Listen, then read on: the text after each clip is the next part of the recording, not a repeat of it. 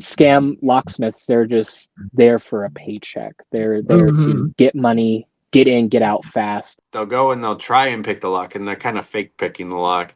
And like 30 seconds, like, I can't pick this. We got to drill. Picture this. You're locked out. Now, whether it's your house or your car, either way, you find yourself having to contact a locksmith. But in this day and age, who can afford this surprise additional expense? So, of course, you Google it and you pick the cheapest one that you can find. But you've already made your first and biggest mistake. I'm going to tell you exactly what that is. And I've got a couple of locksmiths here with me today who are going to give you some tips on what to do should this ever happen to you. Choosing a locksmith based on cost effectiveness rather than trustworthiness and legitimacy is a mistake that you really can't afford to make. There are some places in the US that don't even require any type of licensing or training to even become a locksmith. You just call yourself a locksmith and put an ad on Google. And some of these places are just call centers who don't even actually have locksmiths that work for them. They just take the call, charge you a service fee, and then send out a subcontractor, whoever it is, to come out and help you. You can actually end up having somebody come out and damage your property. And then after all is said and done, you're still going to have to call a real locksmith to come out and fix whatever the hell it was that this person just wrecked. Yeah, supposed to go through the passenger side. And it should not be bent like that. Whoever's been doing this has been careless as hell. Oh, that was quick. Thanks. Does it usually take longer? Yeah, well, it does.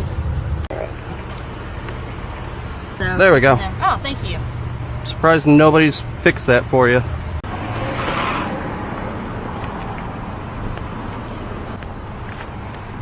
Yeah, it's not supposed to be bent like that after you do it. It can be very expensive. So knowing all that, how do you actually find a legitimate locksmith? And what are some things that you should be looking out for when the person does come out to help you? A lot of times, the first things that come up when you Google a locksmith in your area are ads, but you forget that when you're actually in need of a locksmith because you're kind of in a panic. There are a lot of people that can pop up on Google and they're not legitimate locksmiths.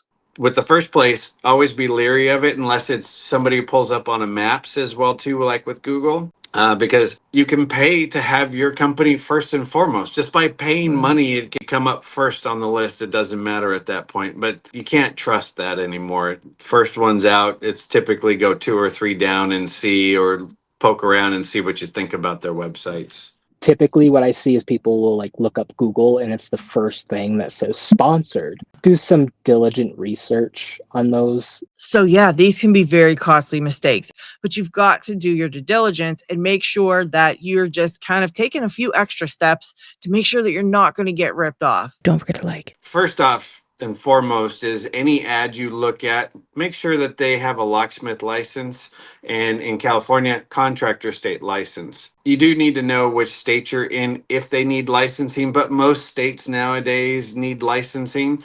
And the requirement is also that you have to advertise it. You can also, there will always be some sort of entity where you can go and confirm that that company actually has a locksmith license.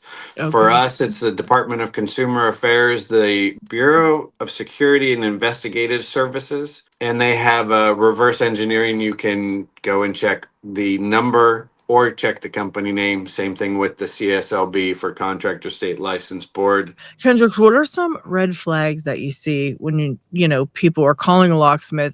Well, how do you select the right one, and what do you look out for? For sure, nobody off of Facebook Marketplace that has the same exact picture multiple times in different areas. Oh, yeah. Those are fake. That list it for like $4 for a locksmith to come see. No. Gizmo, tell us a few things that people should look out for. They'll say, price is $39.95 or $49.95. And they come out to you and then, that's only the price for them to come out. If you want them to actually open your vehicle, you've got to pay an extra $100, $150. Or they get there and all of a sudden it's like, this is a specialty lock. We have to make a key for this vehicle, something like that. Most of these call center or scammers, they usually quote a really low price, and then the person comes out and they all of a sudden the price doubles or triples at that point, sometimes even quadruples and goes up over $500. If your locksmith comes out of the vehicle with a drill already in hand for, like, say, a house lockout, I wouldn't trust them. Granted, some locks are pretty difficult, or some locks are just broken. Yeah. Like, so sometimes you have to drill it out, and that's one thing. Going back to the person who comes out, if they're not wearing a company shirt or in a van or a vehicle that looks like it's supposed to be a work vehicle, trucks are acceptable with camper shells. We've seen that before. But if somebody comes out in a car, that's probably your first trigger that it may be wrong. Person not dressed in company attire that says what they are. Look to see if they're presentable, look the kind of vehicle they're driving, see if they have signage on their vehicle.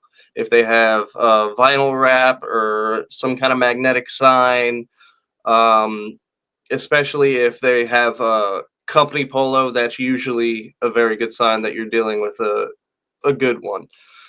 Anything they say that just seems a bit off of, it's a deadbolt, it can't be picked. Or they say, or they look at the lock, say, oh, this is not what we expected, it's going to be $200. Those are points where you need to stop, look at these people and say, hey, you know what, there's something wrong here, you need to leave. If I call a real locksmith, do you guys have prices on things, like the preset prices on certain things that you do? For, like, a car lockout, we have a very strict, specific price. If it's, like, after hours, it's subject to change. If it's on the weekends, it's subject to change. And also, it really just depends on the work. We will always give you our individual pricing. We'll tell you our service call is $70. Rekey lock is $21. Extra keys are $5 a piece. We'll give you individual pricing. Also, if you can't get that kind of information from the call center or whoever, whatever number you call, there's another red flag. All of my prices are set in stone, 100%.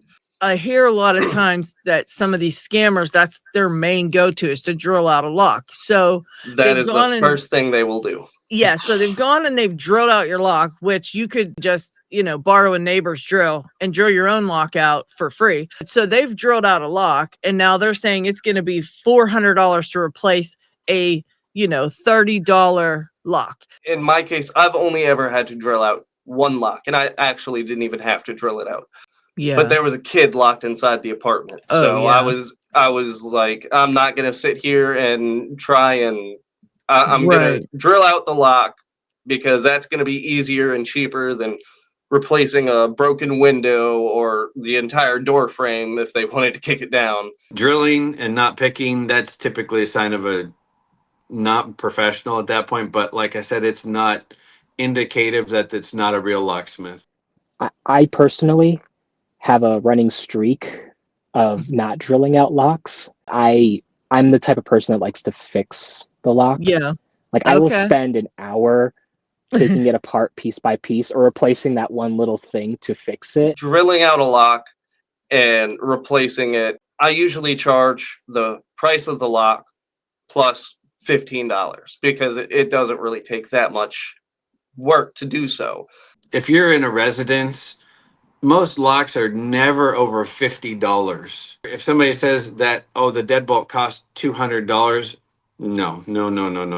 Anything like that is just crazy. If you look at Home Depot price and you were to double that price and you're talking to a locksmith, that'd be about a fair range of pricing for something like that. Let me find the exact model. Either you personally can buy it and I can just install it for you, or I can order it. It would be a little bit of a markup, like 40% markup. Yeah. Something like that. And then it would include the installation, getting it rekeyed and everything. But that would be roughly it. It would be just the cost of the part. Please remember that if at any time you're getting a bad vibe or you see that they're doing something you don't approve of, you can just simply ask them to get the hell out of here. A lot of them are going to say, you called us, now you need to pay us for our time for coming out. You can tell them flat out that is not the case. If they get belligerent with you, you can call the police. The police will come. They'll probably leave before the police come because they don't want to be exposed at that point. And the way it works, especially in our state, is that The phone call and coming out is not a contract. It's not a verbal binding agreement until everything gets done as it needs to be. So at any point, you can ask a person for the locksmith license, double check. If you have a question, ask them for the license, tell them to go away. If they start to say, hey, I need money, or if they've collected your credit card, a real legitimate locksmith may collect your credit card information to bill you for the time. You can always dispute the charges, but you can tell them to walk away, just go away. And if they get Yeah. belligerent, like I said, call the police. Yeah, you pay their little service call, whatever it is, because they will fight you on it. Like, Yep. hey, I drove out here. You need to pay me for my time and my, like, cool. Here's whatever the service call was, whatever the starting price was, and then Right. like call somebody else. Like I said, they have no recourse. They might threaten to call the police, and even if they did call the police would proceed to come out and they would inform both of you.